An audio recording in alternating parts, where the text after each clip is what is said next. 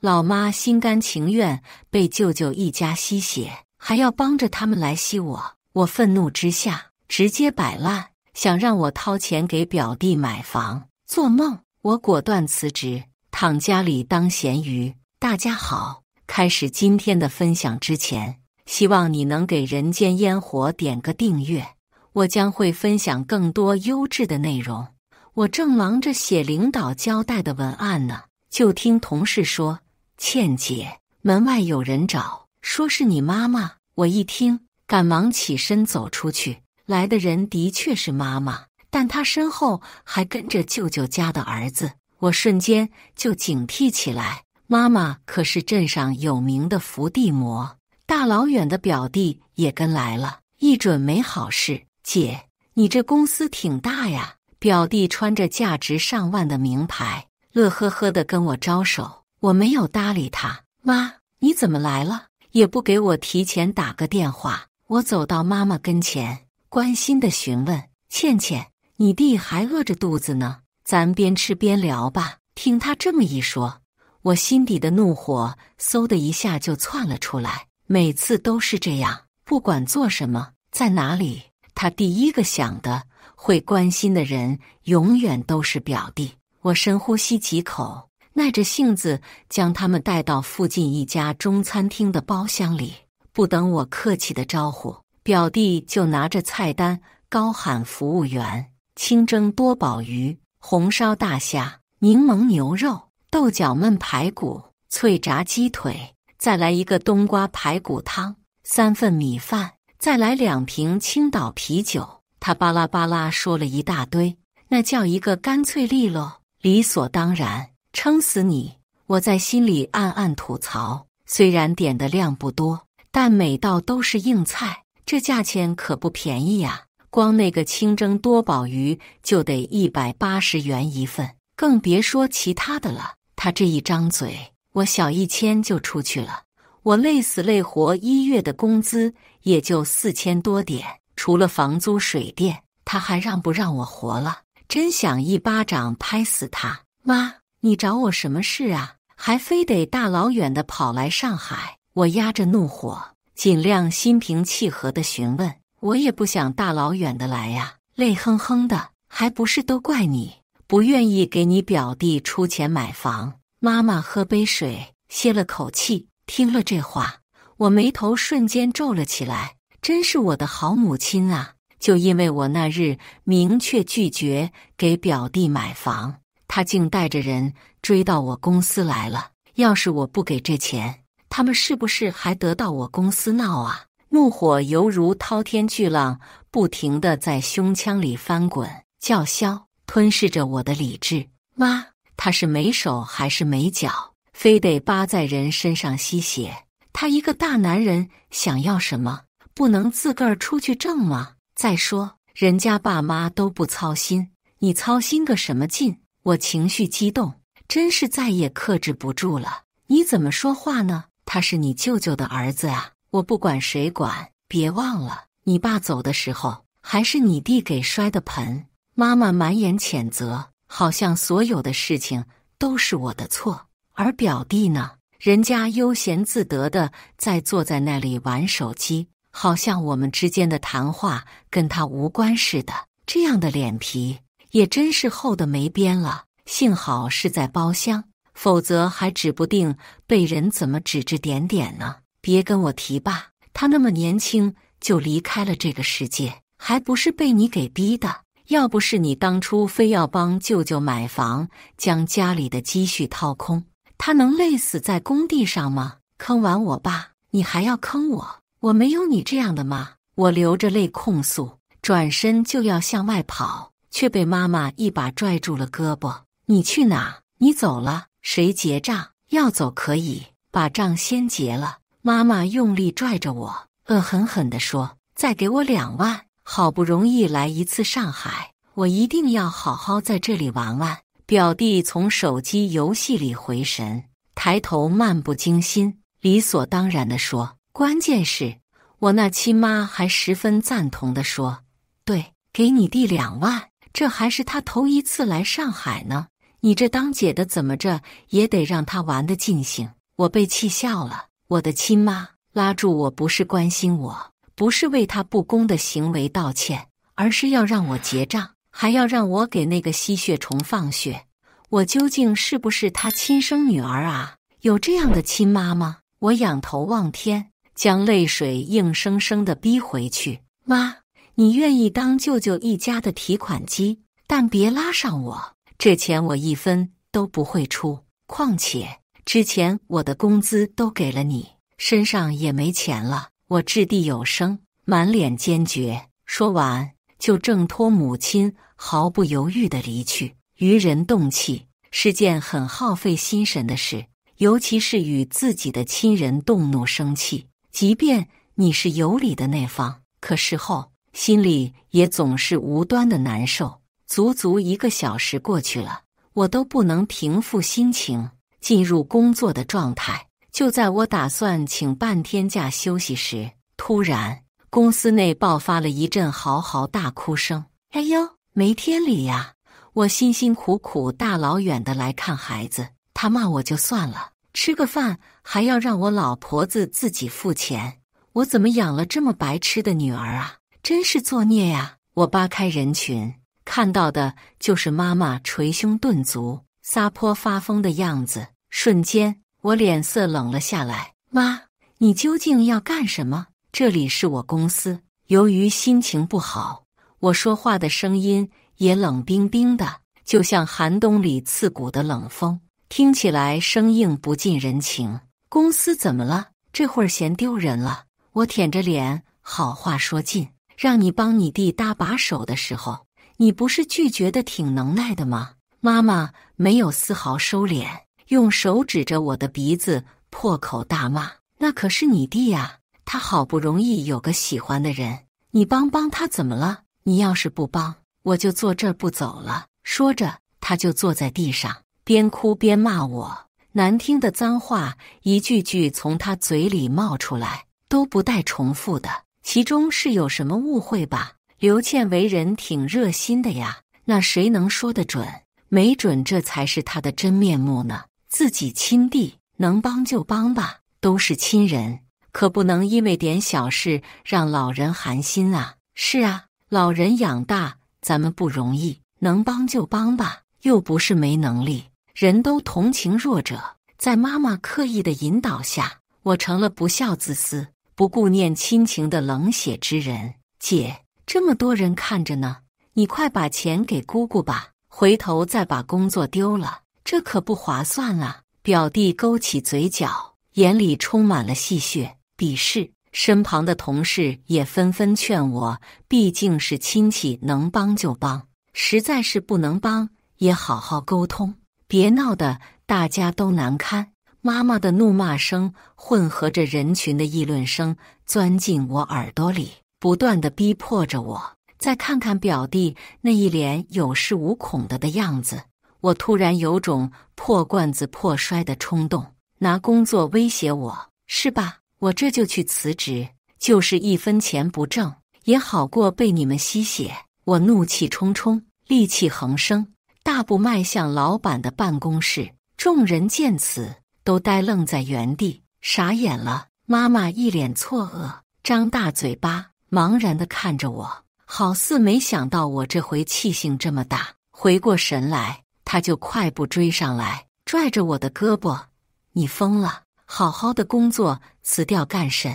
你要不工作了，还怎么给我养老？还怎么帮你表弟买房？他声音高亢，状态癫狂，拉着我胳膊的手非常大力，指甲都扣进了我的肉里，弄得我生疼生疼的。但他丝毫没注意到，反而到这时候还在担心表弟。合着我对他们来说就是一个挣钱工具呗。姑姑，让他去，我就不信他舍得辞掉这份工作，他也就吓唬吓唬您。表弟嚣张笃定的声音传来，我冷眼扫视过去，就见妈妈听了他的话，不再那么紧张了。吓唬他们？呵呵，的确，这份工作费了我不少心血与努力，才在公司站稳脚，有了今天的成就。我是很喜欢，很热爱，也很珍惜这份工作，但这不是他们奴隶我、吸我血的理由。我收回视线，大步向前迈去。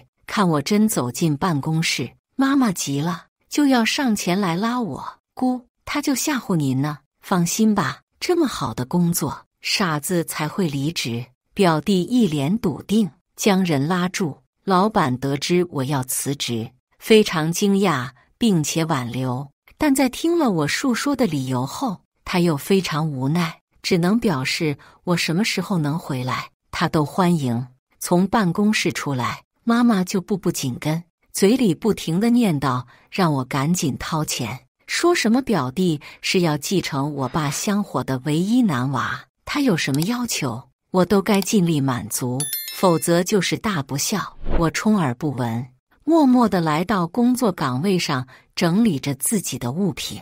倩倩，你真离职了？看我将东西都收拾起来，妈妈终于意识到了不对劲，慌乱地拉着我的胳膊，满脸焦急。刘倩，你可真能演，不过又有何用？我结婚，你该出的钱一分都不能少。表弟得瑟地看着我，极尽猖狂。听了他的话，妈妈紧张的情绪顿时消散，张嘴附和道：“你表弟说的对，快把钱给了，20万，一分都不能少。还有，再拿3万，让我跟你表弟在上海好好玩玩。”那毫不迟疑的信任与维护，好像表弟才是他的亲儿子。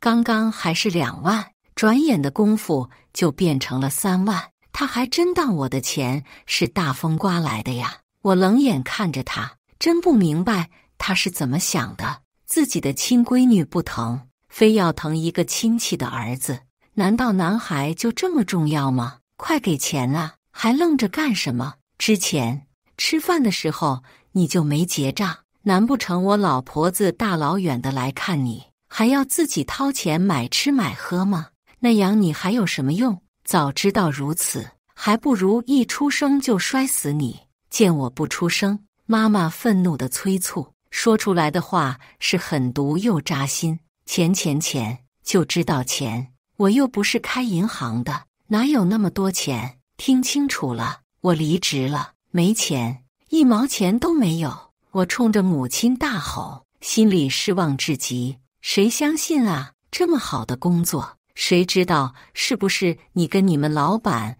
故意隔这儿演戏？表弟嘴里嘟囔着，表示自己的不满。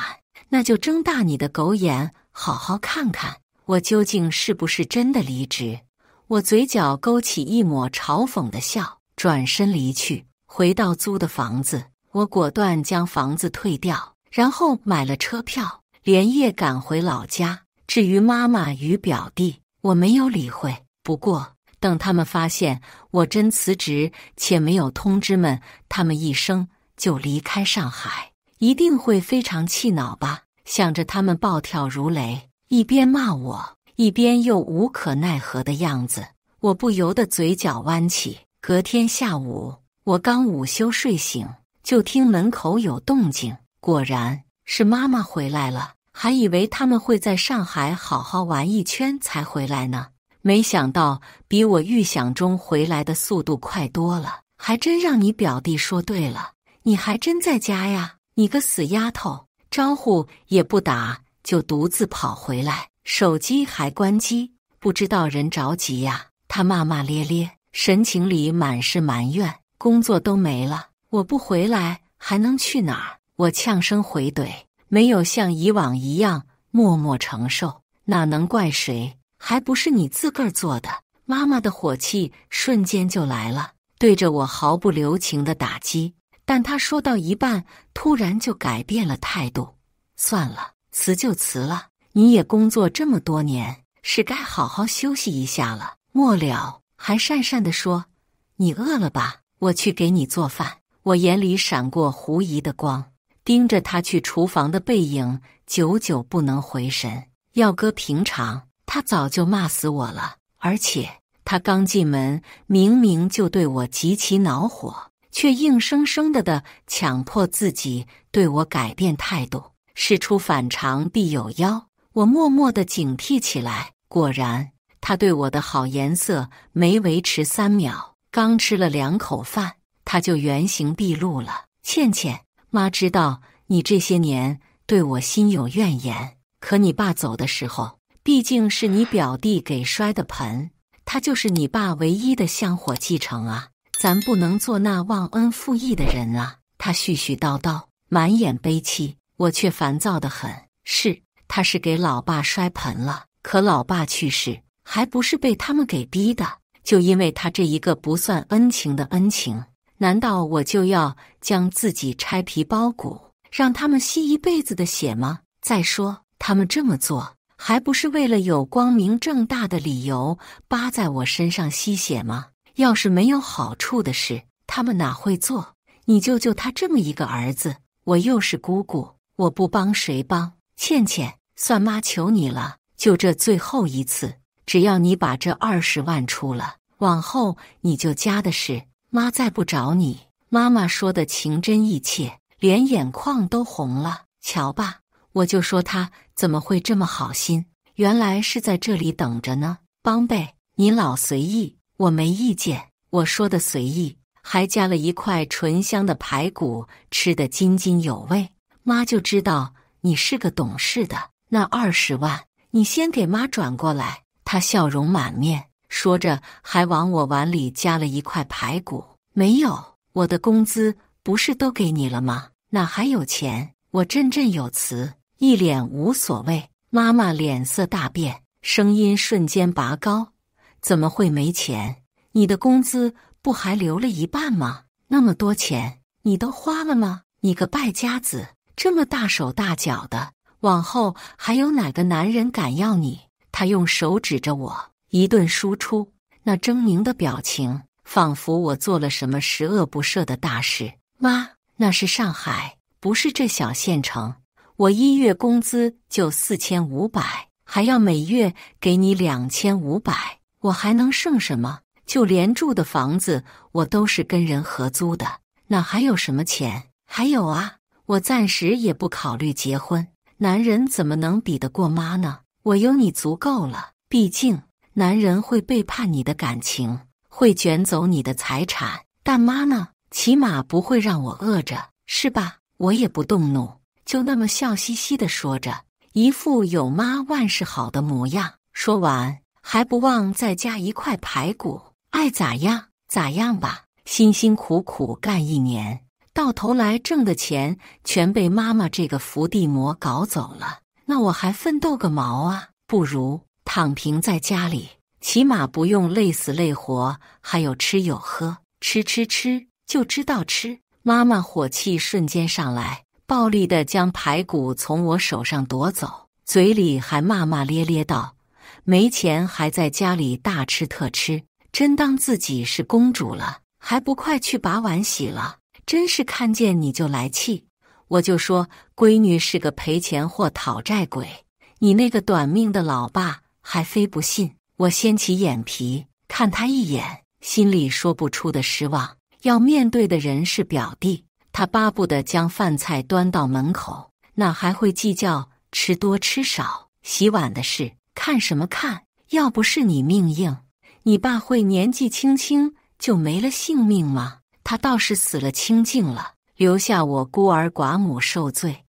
你要是个男娃，我还用得着小心翼翼的给你舅舅他们赔笑脸吗？还愣着干啥？快把碗洗了，没用的玩意。这就是我的亲妈呀，她到底是对我有多大的恨，才能让她如此辱骂我？缓了许久，我将所有的情绪压下，用纸巾慢条斯理地擦擦嘴后，然后才扬起笑容拒绝。不行啊，妈，我吃得太撑了，得下去溜溜弯，碗你自己洗呗，又不是7老80躺床上不能动弹了。既然拼命的顺从讨好也换不回来他半分温情，那我还有何顾念？往后的日子我要为自己活，谁不让我好活，那我也不让他好活。他气得想骂人，但我却快他一步，猛然起身出去，将屋门啪的一下关上。刚到楼下，我就碰到了一个楼上相熟的邻居。倩倩，回来看你妈来了。”一个头发花白的老奶奶拄着拐棍，笑呵呵地跟我打招呼：“哦，回来看看，这不刚干完活，出来走走。”我神情自若地回答：“虽然接个家里的活计我没干，但一点不妨碍我这么说。毕竟以往家里的事我可没少干。过去哪次我回来，妈妈不是像个老太君一样，家务活全部扔给了我。还是你妈有福气，有你这么一个能干的闺女。”老奶奶笑着称赞，满是赞赏羡慕。她毕竟是我妈，应该的。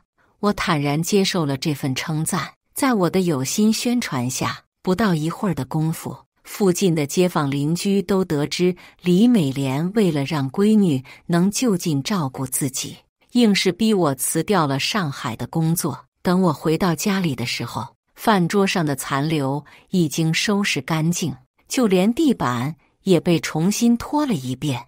你还知道回来呀？有手有脚的在家里吃闲饭，也不帮忙干活，你是要累死我吗？我怎么生了你这么一个讨债鬼、赔钱货？不等我耳根子清静2秒，妈妈的骂声又来了：“妈，我累了，先回屋去睡了呀。”我皮笑肉不笑地留下一句话，就跑回了卧室。刘倩倩，你长能耐，翅膀硬了是吧？连我的话都敢不听了。不过是想让你出钱给你表弟买个房子，你就跟我做天做地，没完没完了是吧？还敢辞职？有能耐你上天去啊！我怎么生了你这么一个不孝的玩意？他怒拍着我的屋门，怒骂，不带脏字的话犹如滔滔江水从他嘴里不断冒出来，好似没有尽头。而我则躺在床上，悠哉悠哉，反正他也破不开门，就当是另类的音乐了。骂吧骂吧，反正有不少块肉想继续吸我的血，门都没，哦，不是窗都没。反正我这次打定主意，绝不妥协。就这样，伴着妈妈愤怒的叫骂声，我渐渐沉入梦乡。等我再次醒来，已是清晨6点了。虽然心里想着的是睡个赖觉，但长久以来的生物钟还是让我准时苏醒了。以往但凡在家里，我都会早早起来做早饭，只因为妈妈若醒来没能吃到可口的饭菜，她那不重样的脏话就会铺天盖地的弥漫而来，压得我喘不过气来。之前是有所期待，心生幻想，总想多做一点儿，再多做一点。可现在梦一醒，我再也不会期待什么，自然无需费劲巴力的做那些吃力不讨好的事。不过既然醒来，我也睡不着了，索性在网上联系了几个客户，帮忙设计图纸。好在我是个有丰富经验的家装设计师，即便离职，也能在网上找到下单的客户。等一份图纸差不做好后，时间已来到了上午9点。我伸个懒腰，走出卧室，妈妈也在这个时候恰好出来。她揉着惺忪的睡眼，抬头看看时间，脸色瞬间沉了下来。你个死丫头，都这么晚了还不做饭，是要饿死我吗？那就算了。她竟然拿起撑衣杆就朝我打来。我手一抬，将撑衣杆用力握住，不带丝毫感情，一顿饿不死。他怔怔地看了我好几秒，他才用手指着我的鼻子破口大骂：“怎么说话呢？我是你妈，不孝的玩意！”我淡淡地扫了他一眼，径直向厨房走去。或许是看到我的动作，认为我妥协了，他停止了叫骂，做好饭叫我。他语气不善地叮嘱一句，再次回到了卧室。我猜测他一定是去睡回笼觉了。我打开冰箱准备做饭，倒不是我认输了，而是我想到了他昨天带回来的大闸蟹。昨晚的饭菜虽然丰富，但却并没见大闸蟹上桌。要是我没猜错，那大闸蟹一准是为表弟准备的。由于他喜欢，所以每年他的生日，妈妈都会为他准备大闸蟹。大概20分钟后，鲜美的大闸蟹出锅了，我也没去餐厅，直接搬了个凳子在厨房一顿猛造。至于在卧房的妈妈，早就被我忘到了九霄云外。不愧是阳澄湖的大闸蟹，个头大不说，这肉质也极其的鲜美可口。怎么回事？这么老半天了，饭还没做好。抱怨声从卧房的方向传来，很快厨房门口就出现了妈妈略微有些胖的身影。要死啊！谁叫你吃的？饿死鬼投胎呀！那螃蟹是给表弟过生日吃的呀，杀千刀的，你怎么现在就给吃了？他捂住胸口，心疼的大叫，那悲痛的样子就跟死了爹娘一般。不过是一些吃食，大呼小叫干甚？我张嘴回怼，将最后一口蟹肉吞下去，然后用纸巾擦擦手，朝他露出个甜甜的笑容。妈，我吃饱了，这些就麻烦你收拾一下。你，他气得拍打着胸脯，一双眼睛瞪得老大，死命地盯着我，半天了说不出一句完整的话。妈，你是要感谢我吗？不用，作为女儿，给妈做一顿饭还不是应该的。我故意曲解他的意思，看着他那比调色盘的脸，我心里别提有多愉快了。不等他发作，我故意道：妈，我要去逛街，给点钱呗。你也知道的，我辞职了，身上没钱。我笑得眉眼弯弯，要钱要得理所当然，你竟问我要钱？他脸色大变，难以置信地用手指着我，气得声音都打颤了。你是我妈，不问你要，问谁要？难不成问我就要？那也成，我这就去，我振振有词。说完也不看他的脸色，做出要出门的样子。不许去，你就哪有钱？他大喝一声，几步冲上来，用力拽住我，从手机后盖壳里拿出一张鲜红的钞票扔在我身上。这下满意了吧？快滚，看见你就倒胃口。他高高的扬起脖子，蔑视着我，看着地上那孤零零的100，以及他那施舍的态度，我嘴角勾起一抹嘲讽的笑。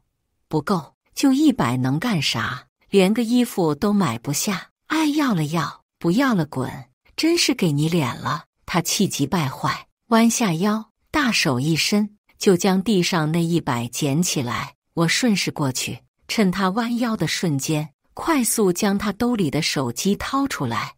你拿我手机干什么？快还给我！他反应过来，伸手就要抢夺，我用身体挡住他，动作极快地点开他的微信，一顿快速操作。急什么？妈，我只是问你要点零花钱而已，放心吧，我没多拿，只拿了2000而已。我将手机还给他，一脸无辜。混账，敢抢我的钱，看我不打死你！他恼怒的大骂，蒲扇大的巴掌说来就来。我冷眼望去，抬手就抓住他的胳膊。他想挣扎，但抗衡不了我的力气。我已经长大了，再不是那个任你大骂的小姑娘了。冰冷的视线扫过去，让他浑身一震。好好，你长大了，我不能动你了，是吧？妈妈恶狠狠地盯着我，漆黑的眸子里满是阴鸷。下一秒，就见他骤然转身，以极快的速度冲出去，一把拉开屋门，跑出去哭天抢地了。大家快来评评理啊！我一手养大的闺女，竟然强行偷我的钱，造孽啊！我怎么生了这么一个畜生，没法活了呀！他扯着嗓子在楼道里嚎叫。不一会儿，同一层的邻居都纷纷跑出来看戏。见人出来的越多，他叫得越发卖力了，左一句有一句，无疑不是指责我偷钱。瞬间，所有人都疑惑地看着我，纷纷想问我这是究竟是不是真的。他这是想利用言论来污蔑我呀？这种办法他也能想到，小偷的名声一出去，我还怎么做人啊？他是真的一点儿都没有为我考虑啊！失望越发浓厚，心里一片冰冷。各位叔叔婶婶，我的为人大家还不清楚吗？今天一早我做完饭叫妈妈来吃，谁知她却给我转了2000。我正感动呢，就见她跑了出来，扯着嗓子污蔑我，说我偷她的钱。我也不知她这是怎么了呀。我泪眼蒙蒙，委屈巴巴地解释。大家沉思片刻，舆论瞬间逆转。毕竟附近的人家谁不知母亲一心为了娘家弟弟，连我这个亲闺女的工资都要攥在手里。原来是这样啊，这美莲真不是个人。听说她竟跑去上海，把倩倩的工作都搅黄了，就为了让人回来照顾她。有这样的吗？真是倒霉呀！美莲啊，你就别做了。就是这么好的闺女，你去哪儿找啊？要是真让人寒心了，有你受的。倩倩也是你身上掉下来的一块肉，你怎么就不心疼呢？我嘴角扬起，心想昨晚遛弯时的功夫没白下。不是这样的，你们别听他瞎说，他就是个撒谎精。那工作不是我让他辞的呀，是他舅舅家儿子结婚，我不过是想让他帮忙出个彩礼钱，他不愿意帮忙，才辞了工作。他就是个冷血无情的人，你们别被他骗了呀！妈妈脸色慌张，双手不停地胡乱挥舞，嘴里大声地说着我的坏话。但大家看他的神色越发不满了，你还有脸说让自己闺女为亲戚家孩子出彩礼？你脑子是进水了吗？他舅舅家儿子是没手还是没脚啊？还是他爸妈死光了，结个婚还要惦记表姐的工资？这是妈妈，这简直是吸血鬼啊！见周围人群全都帮我说话，妈妈脸色涨红，顿时不满了。滚滚滚！你们知道什么？我家的事情用不着你们管。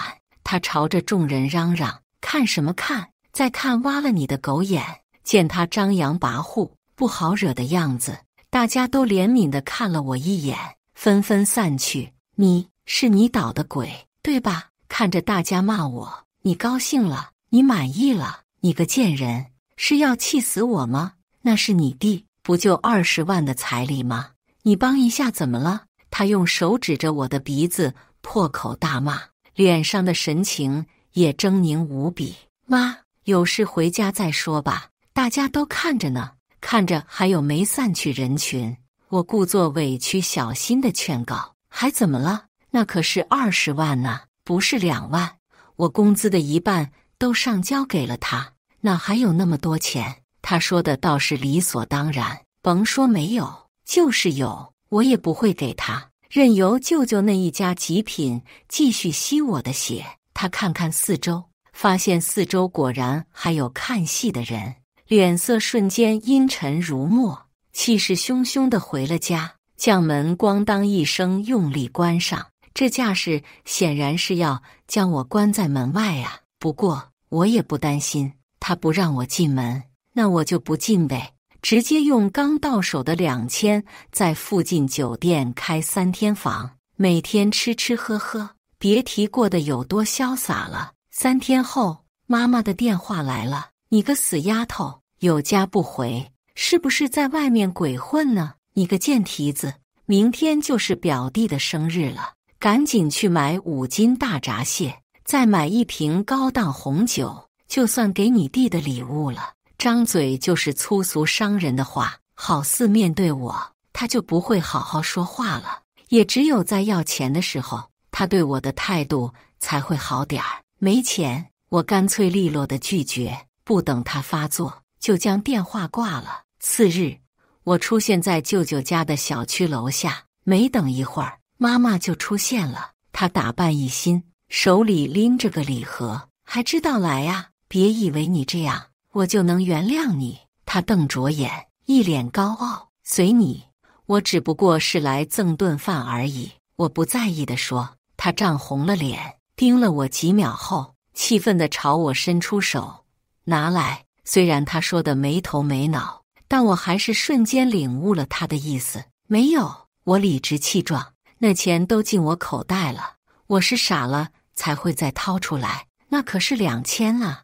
你都花完了，你个败家子！他巴拉巴拉对着我就是一顿数落。等他说够了，我不咸不淡地说：“那也是跟你学的，毕竟我这些年给你的可不止2000。”一句话噎得他不知该说什么。舅舅家一进门，表弟热情地招呼一声，就将妈妈手里的包拎了过去。姑，怎么没买大闸蟹啊？我还等着吃呢。翻找一圈没发现自己喜欢的食材，他不满地抱怨。我才不惯着他，脱口就出：“我也想吃。”斌子，赶紧去多买点，过个生日别小气罢了。扣扣搜搜的。对了，要记得买阳澄湖的大闸蟹，那个才正宗地道。众人，舅舅、舅妈、表弟3人全都一动不动地盯着我，好似不认识我了般。还愣着干啥呀？快去买呀！马上就中午了，要不赶不上趟了。我眨巴着眼睛，极其自然地催促：“刘倩，怎么说话呢？哪有客人上门还点菜的？你家教呢？我平日里就是这么教你吗？我怎么生了你这么一个丢人败兴的玩意？”妈妈回过神来，劈头盖脸就是一顿怒骂：“舅，你说吧，我来你家能不能吃螃蟹？还是说你不愿意给我这个亲侄女买螃蟹？”我将矛头对准舅舅，妈妈怔怔地看着我，没想到我不按套路出牌，而舅舅则一脸沉思地看着我，好像在思索我为何会变化这么大。倩倩，快来厨房帮舅妈，这么多活没你帮忙，舅妈可张罗不开。舅妈笑吟吟地打岔：“走走走，到厨房一块帮忙。”妈妈顺着舅妈的话推搡着我：“我是客人，等着吃就行，不能喧宾夺主。对了，记得多买点阳澄湖的大闸蟹，那个我爱吃。”说完，我就转身向表弟的房间走去。“哎，你要干什么？那是我的房间！”表弟冲过来大喊。我动作极快，将门咣当一声关上，还不忘嘱咐一句：“昨晚没睡好，我睡会儿，等饭好了叫我。刘倩，快给老子出来，否则老子揍死你！”门外传来咬牙切齿的声音，我无声地笑了，这就受不了了。当初你们扒在我身上吸血的时候，怎么没想过会有这么一天呢？刘倩，这是你弟的房间，快出来！怎么这么没礼貌啊？读这么多年，都读到狗肚子里吗？亏你还是个大学生，这么没脸没皮，你是要气死我才甘心吗？妈妈怒骂声：“骂吧，骂吧，反正我已经习惯了。”过了一会儿，可能是喊累了吧，门外没动静了。瞧吧，他们也不过是纸老虎，只要我硬气起来，他们也不能把我怎么样。饭桌上，我刚吃一口米饭，舅舅就张嘴训斥：“倩倩，年轻人还是要找个工作的，你都20好几的人了，总在家里啃老可不行啊。”我妈都没说什么，您就别操心了。我撇撇嘴，无所谓的回答，快速扒拉着碗里的饭菜。他张张嘴想要什么，可没开口，就被我截胡了。还有，舅，你哪只眼睛看到我啃老了？要不是你没能耐，出不起表弟的彩礼钱，我妈能跑到我公司闹吗？她要不去公司闹，我工作能丢吗？说到底，这事都是我表弟引起的。不过呀，你们也别放在心上，我不会计较的，毕竟咱们是一家人嘛。可表弟都这么大了，你们总得让他自个儿担事，老这么惯着他可不行。我一句接一句，说得他们大瞪眼，愣是找不出反驳的话。刘倩，你怎么说话呢？我爸可是你长辈吧，你说话客气点。表弟看不过眼了，将碗重重放在餐桌上，对着我就是一顿输出。我快速将剩下的几口饭吃完，这才瞟了他一眼。我又没骂舅舅，说话怎么就不客气了？要怪就怪你自己。我说的那句话不是事实。姑，你看他怎么说话呢？表弟气得嗓子冒烟，只能向妈妈求救。瞧瞧，你还是不是个男人了？张嘴就找大人告状， 3岁小娃都不会做这么掉价的事。老妈还没开口训斥，我就毫不留情的怒对表弟瞠目结舌，被我对得怀疑人生。姑，帮我盛碗饭。他鼓着脸颊，气呼呼的将碗递给妈妈。我看也不看他一眼，张嘴就对：你是没手还是没脚？不能自己盛吗？想用这种方法羞辱我？没门！斌子，别理他，姑给你盛。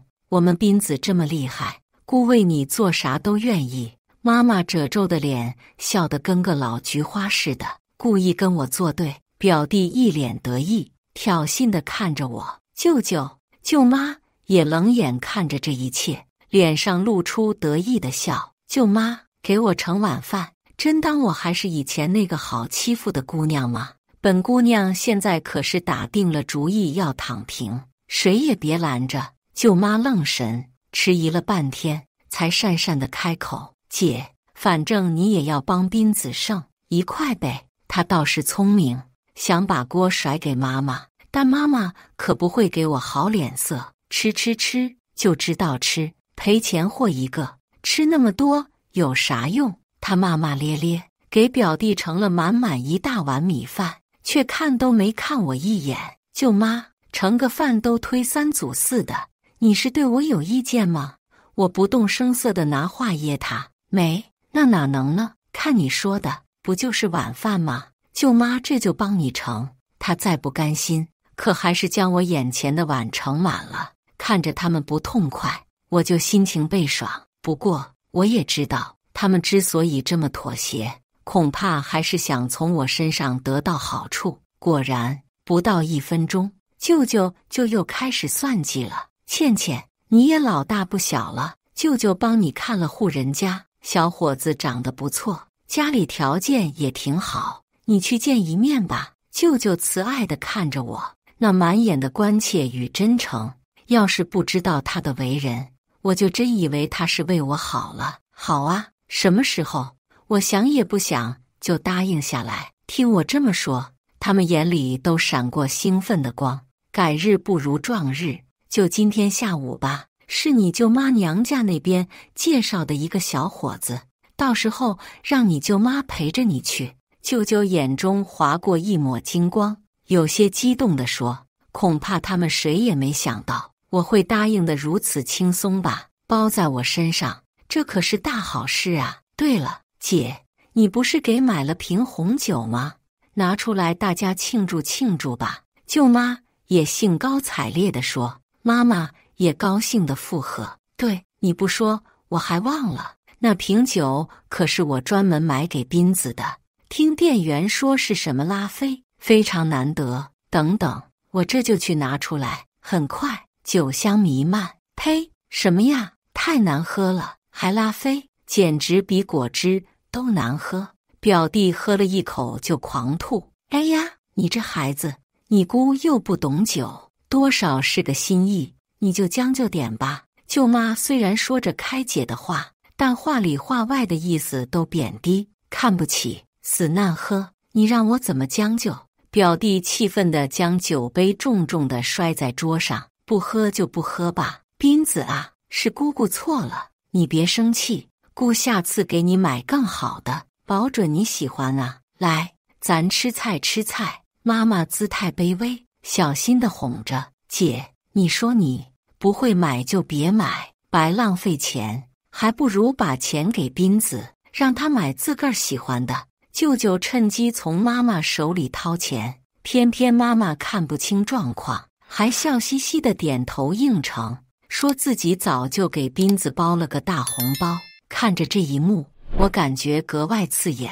没有谁比我更清楚，每年表弟的生日，妈妈都会精心准备礼物。我羡慕嫉妒，想要却终是奢望，而他们却不珍惜，还变着法的从妈妈手里骗钱。想到这里，我突然就怒了，一把将酒瓶抓过来，将里面的所有的酒水尽数倒在旁边的花盆里。刘倩，你耍酒疯回家去！表弟暴怒，恶狠狠地瞪着我。倩倩，你这是怎么了？好好的酒这么倒掉，多可惜呀！那可是你妈妈送给斌子的生日礼物。舅妈柔柔地说着，神情里没有半分生气，但言语间却尽是挑拨之意。果然，听了她的话，妈妈原先3分的火气瞬间飙升到了10分。要死啊！你是存心跟我作对，是吧？在家闹也就算了，还要在你表弟生辰上闹，我们是欠你的吗？他歇斯底里地冲我质问。妈，你这么生气干啥？不是表弟说不好喝吗？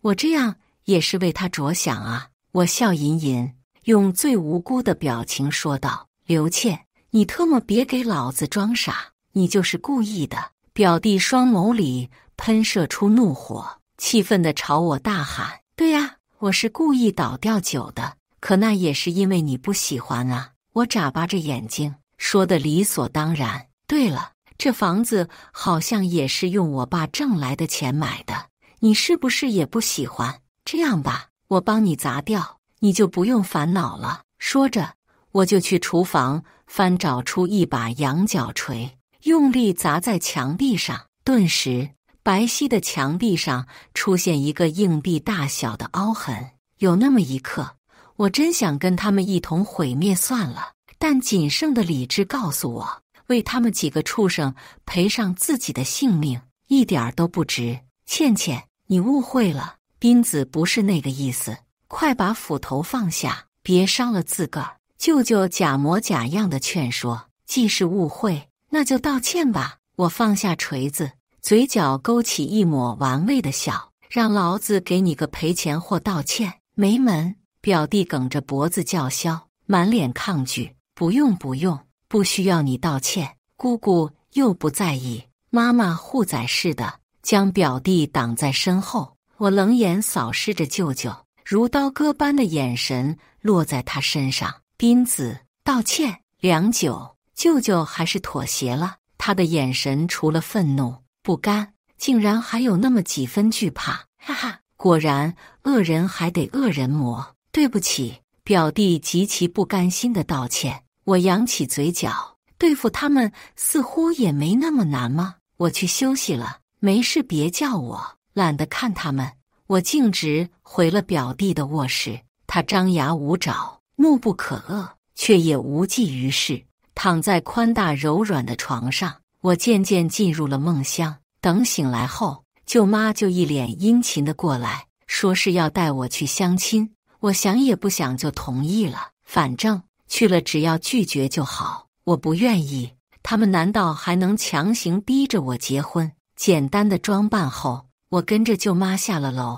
楼下小区的亭子周围有很多翠绿色的小树，这里很是幽静，很适合谈话。没等多久，一个戴眼镜的男人出现了，目测个子1.8米，长得也挺斯文，看起来是个好相处的。倩倩、丁阳，你们聊，我去给你们买点水过来呀。舅妈找了个借口离开了，我也没当作回事，毕竟这种事还是要年轻人多聊聊的。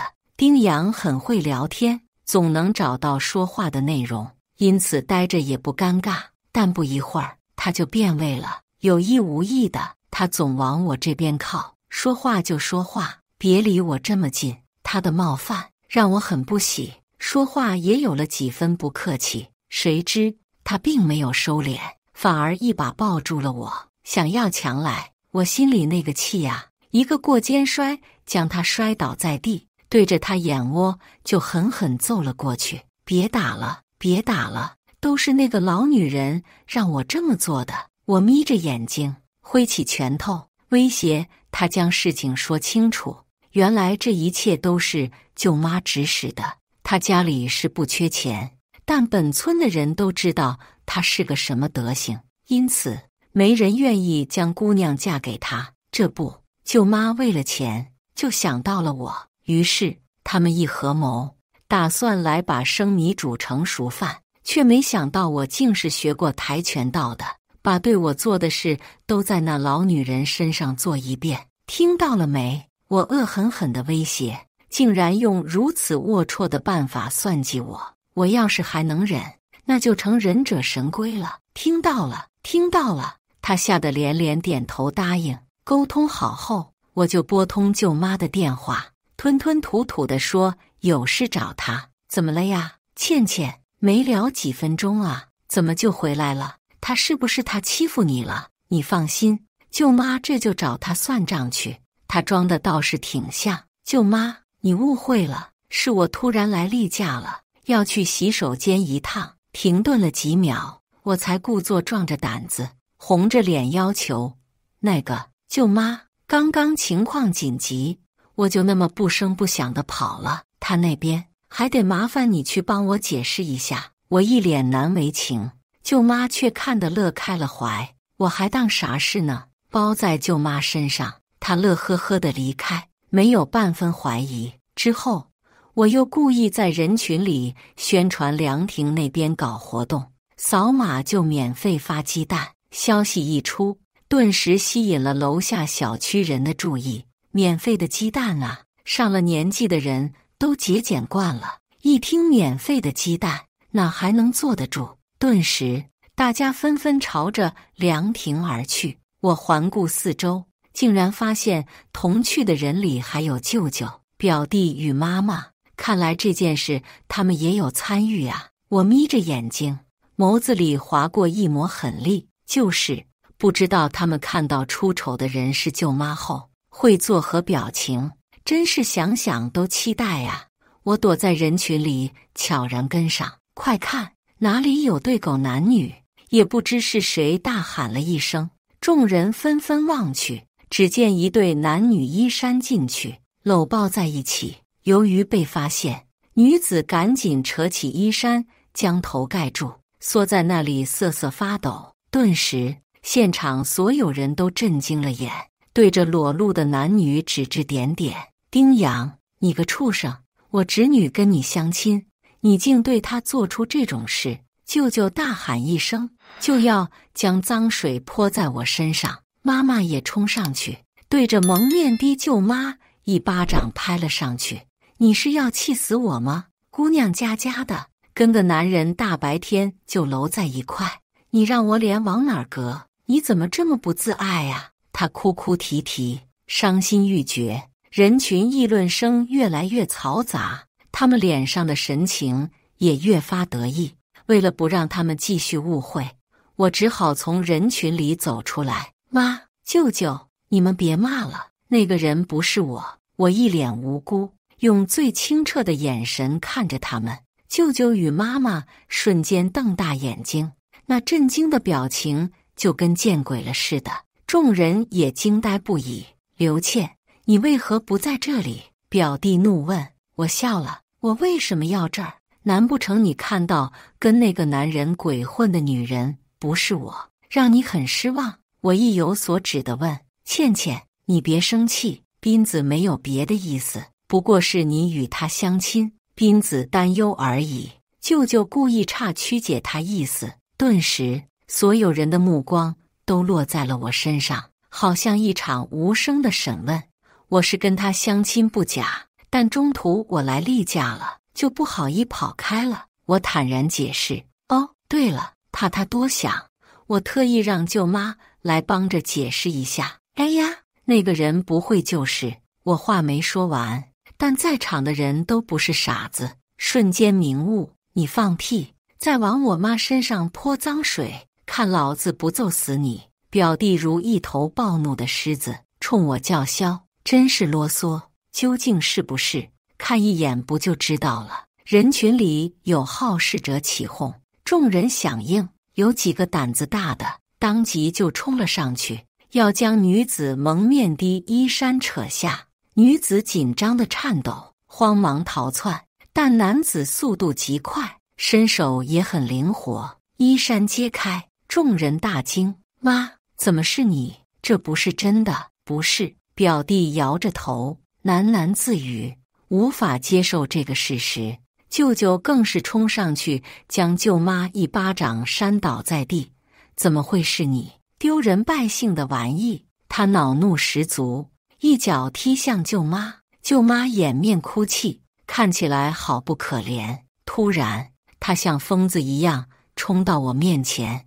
是你，是你故意陷害我的，你这个贱人！她是你舅妈呀，你怎么能这样做？我没你这样品行败坏的女儿！妈妈紧跟着附和，冲我嚷嚷，那愤怒的样子，好像这是真跟我有关似的。难道不是他们作茧自缚吗？人是你们给介绍的，我不过上厕所的功夫，舅妈就跟他搞在了一块，我认都不认识他。你凭什么说是我害的？你究竟是不是我亲妈？我噙着泪质问。周围的人纷纷动容，无一不替我说话。舅妈丢尽脸面，为了不成为周围邻居的笑话，舅舅果断与之离婚。别看平日里感情还不错，但涉及到财产分割，舅舅可是分毫不让，勒令舅妈净身出户。为了儿子，他只能妥协。可没钱的他，只能年纪一大把了，还得出去找工作。但县城本就不大，他那点事早就传得沸沸扬扬了，没有任何饭店单位愿意用他。无奈，他只能老了，还奔赴他乡谋生。妈妈恼怒，我让表弟坏了名声，竟然反锁了门，不让我进家了。我也不急，找到物业，表明房子是我的。还好，当初爸爸明智，在离世前将房子提早过户给了我。就这样，有物业的帮忙，不需一个来回，妈妈就败下阵来。这么晚了，还不去做饭？你是要饿死我吗？妈妈扯着嗓子怒吼。不去。我懒洋洋地回答，不许吃，这是我做的饭，见我不干活，还要吃她做的饭。妈妈气得大声呵斥。我没搭理他，吃得越发欢了。能不能把衣服洗了，把地拖了？我瞥他一眼，不能。不管他怎么说，怎么训，怎么骂，我就是不干活。但该吃吃，该喝喝，一顿也不落下。主打一个躺平，万事不操心，在家待够了就出去逛逛。当然，逛街的费用自然是从老妈卡里赚来的。她当然不愿，可她抢不过我。于是只能默默忍受。刘倩，算妈求你了，你就不能出去找份工作吗？妈妈无奈地看着我，眼里满是祈求。不能，有吃有喝，我干嘛要出去受累？我笑眯眯，没有丝毫心软。这天，我从妈妈手里耗了300出来，到小公园，正欣赏美景呢，视线里却闯进了李斌那个狗崽子。穿得人模狗样，身旁还站着一女子，长得倒是好容颜，但那一脸算计、尖酸刻薄的样子，跟李斌还真是一路货色。看他们亲密的样子，我猜测那姑娘就是我那好表弟要成亲的女朋友。我悄悄摸过去，就听表弟阴险地说：“娇娇，你就嫁给我吧，虽然我现在没那么多钱。”但你也看到了，我姑姑可是疼我很，她挣的钱可都给了我。还有家里那套老房子，迟早也是我的。等一过户，咱们就将它卖了，不就有钱在城里买大房子了？还有，咱们可以把我姑那套房子抵押出去，到时候有了钱，咱们的小日子一定美得很。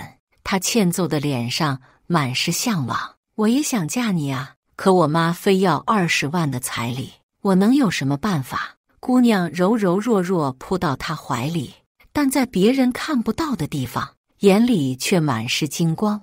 也就李斌这个二货，还将人当个宝。我心思一动，出现在他们面前。李斌，你倒是好算计。话一出口，二人都看了过来。刘倩，你怎么在这儿？李斌贪婪的眼里满是疑惑。又不是你家，我怎么就不能在这儿了？我随意的是回答，接着视线就落在他身旁的女子身上。姑娘，那20万的彩礼你就别想了。我悠悠道，你还不知道吧？他们一家全都是些蛀虫，几十年来没一人出去工作的。他们家的房子是我爸帮着买的，他们家的吃喝是从我手里榨来的。就连你手上这瓶饮料钱都是我妈给他的。我直言拆穿李斌的真面目，他不是想算计我吗？那我就让他娶不上媳妇。听了我的话，姑娘水漉漉的眼眸里满是诧异。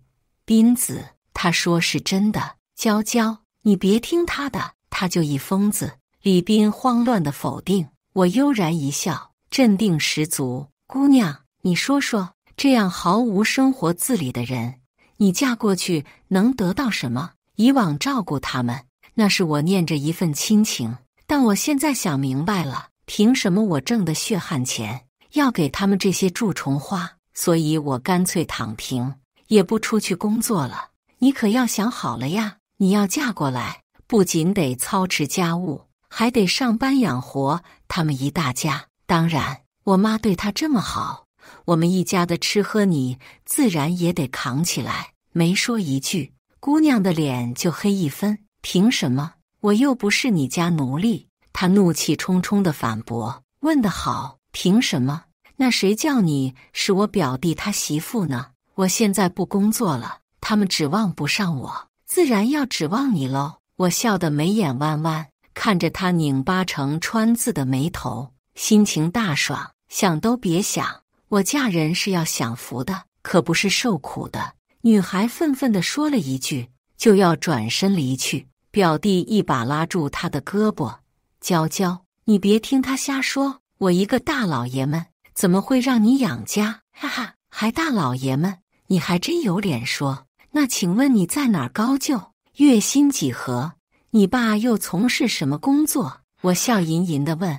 表弟用吃人的眼神盯着我，僵硬着一张脸，迟迟回答不上来。哦，对了，我舅妈，也就是他的母上大人。话没说完，李斌就恶狠狠地冲我大喊：刘倩，闭嘴！你个贱人，你要是说了，我跟你没完。我淡然一笑，充耳不闻。别呀，表弟，好歹是你对象，人家有知情权的。他妈在小区楼下的凉亭里被大家公然抓到与人通奸，这事他还没告诉你吧？不过也能理解，毕竟这不是什么光彩的事。我嘴角扬起，笑得明媚。几十年来的吸血压榨，我要让他们一次还清。分手吧！女孩语气坚定，决绝地转身。啊！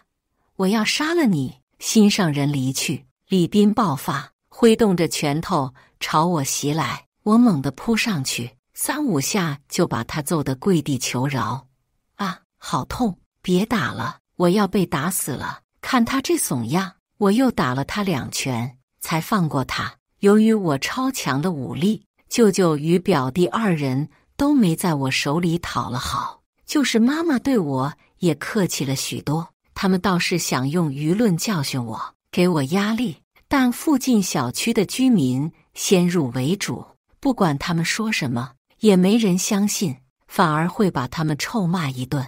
无奈，他们只好供着我这个祖宗。饿了，有人做饭；衣服脏了，有人洗；想花钱了，朝妈要。妈没有，没关系，不还有舅舅吗？从我身上吸了那么多年的血，也该还些回来了吧？我躺平的理所当然。这日子不是吃饭就是逛街，闲来没事再顺手给表弟的女朋友面前上个眼药，躺平摆烂的日子就是爽啊！表弟那一张小白脸是长得不错，再加上他一张巧嘴，总能勾搭上小姑娘，但架不住有我在啊！他勾搭一个，我轰走一个，就这样前前后后，他找了有10几个女友，但愣是一个也没成。他们自然恨得牙痒痒，但奈何打又打不过，说出去也没人信，只好苦水都往肚里咽。这天，我刚吃完早饭，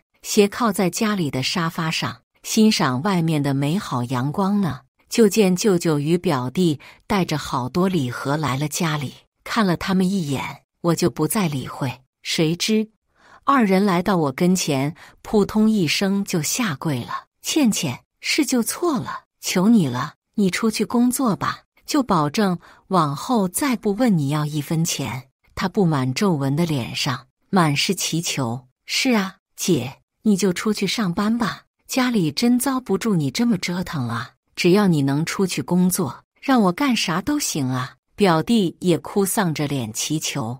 我盯着他们来回看了好几眼，真没想到他们竟会跪地请求我出去工作。倩倩，你就他们都知错了，你就原谅他们吧，算妈求你了，你就出去工作吧。你这老在家窝着，妈也养活不了啊。妈保证，只要你每月给我打1000的养老钱，妈再不问你要1分钱，也不到你公司去闹。妈妈也在旁苦口婆心的劝说，不去，有吃有喝的，我干嘛要出去受苦受累？这种衣来伸手、饭来张口的日子就挺好。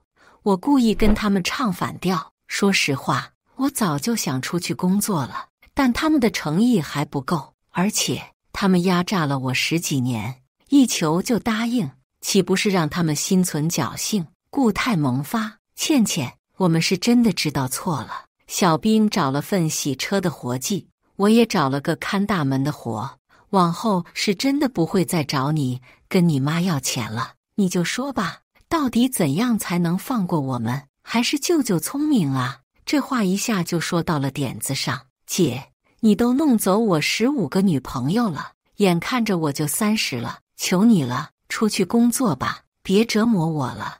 表弟双手合十，满脸祈求，就差给我磕几个了。好吧，毕竟是亲戚，我也不是心狠的，只要你们能答应我的条件，这事我可以考虑。听我松了口，弟弟满脸喜色。姐，什么条件你说，只要我能做到的，绝不二话。他连连点头，眼里闪过希冀的光。舅舅也表示让我尽管开口，我看向妈妈，他也表示绝不反驳。简单，你们不是吸了我10几年吗？让我吸回来就行。一听我这话，他们3人脸色全都大变。这样，舅舅与表弟你们2人，每人每月给我1000的零花钱，10年后这事就算了清。他们相互对视，迟迟不表态。舅舅，我爸在世的时候，你就没少从妈手里扣钱；我爸走后，你也没少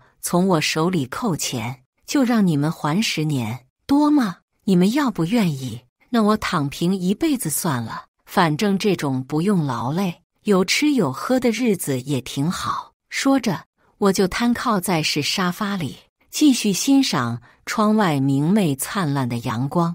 倩倩，要不8年吧，毕竟咱们都是亲戚。妈妈小心的提议，我看都不看她一眼。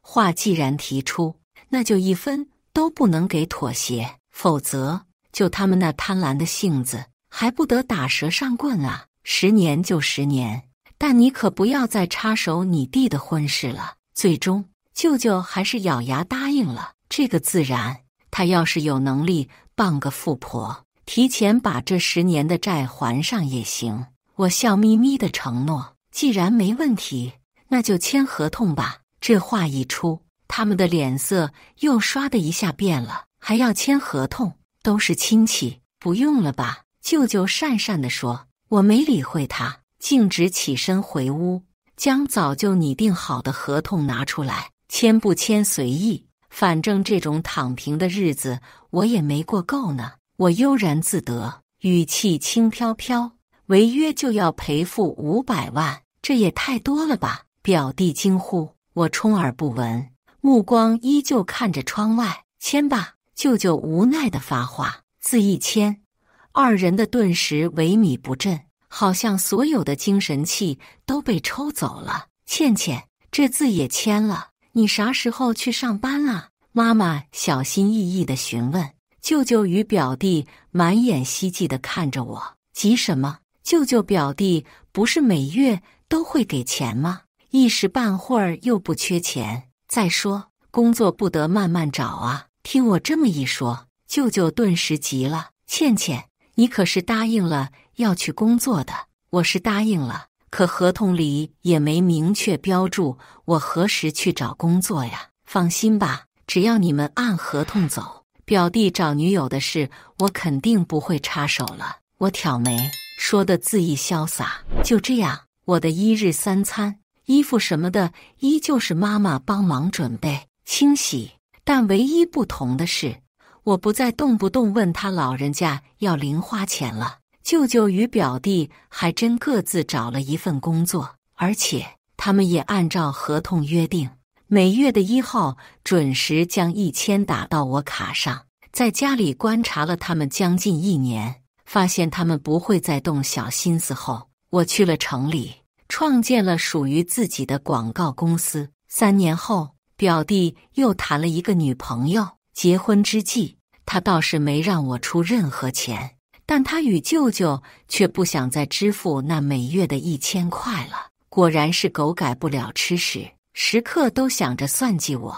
我也不惯着他们，果断请律师上诉，吓得他们再次跪地求饶。可老实了没多少年，随着妈妈年纪的日益增长，他们竟妄想用妈妈生病为由，想从我手里诈钱。我故意入局，最后以诈骗罪将他们送进局里。虽然只判了3年，但也够让他们喝一壶的了。等他们出来，妈妈已被我送进专业的养老院，有专人看护，想再次利用妈妈骗钱是不可能的了。至于那剩下的钱款，我当然不会心软。